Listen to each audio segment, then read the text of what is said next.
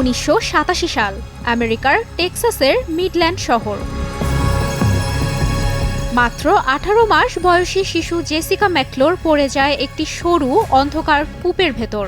এই ঘটনায় পুরো দেশ যেন থমকে যায়। 2 দিন 2 রাত ধরে চলতে থাকে জীবন বাঁচানোর লড়াই। এই বাস্তব ঘটনা নিয়েই নির্মিত হয় cinema everybody's baby, the rescue of Jessica McClure. সিনেমাটি মুক্তি পায় 1989 সালে। পরিচালক রবার্ট গ্রিনওয়াল্ডের এই ছবিতে দেখানো হয়েছে 58 ঘন্টার টান টান উত্তেজনা, যেখানে ফায়ার ফাইটার, স্বেচ্ছাসেবক আর প্রতিবেশীরা মিলে চেষ্টা করছিল ছোট্ট জেসিকাকে বাঁচানোর। এই সিনেমার মূল শক্তি হলো মানবিকতা আর ঐক্যের গল্প।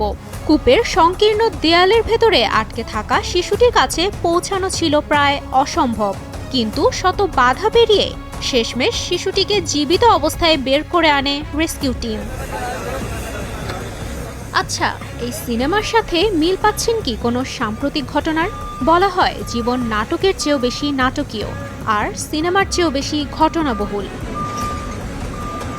গতকাল বুধবার দুপুর 1টার দিকে রাজশাহীর তানোর উপজেলার কোয়েলহাট পূর্বপাড়া গ্রামে আগে থেকেই খনন করে রাখা একটি গর্তে পড়ে যায় 2 বছরের শিশু সাজিদ। ঘটনাটির একদিন পেরিয়ে গেলেও এখনো উদ্ধার করা যায়নি সাজিদকে।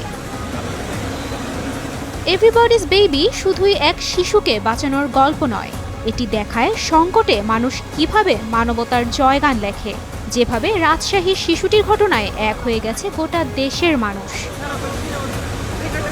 তুবাইশি বুশরা, স্টার নিউজ।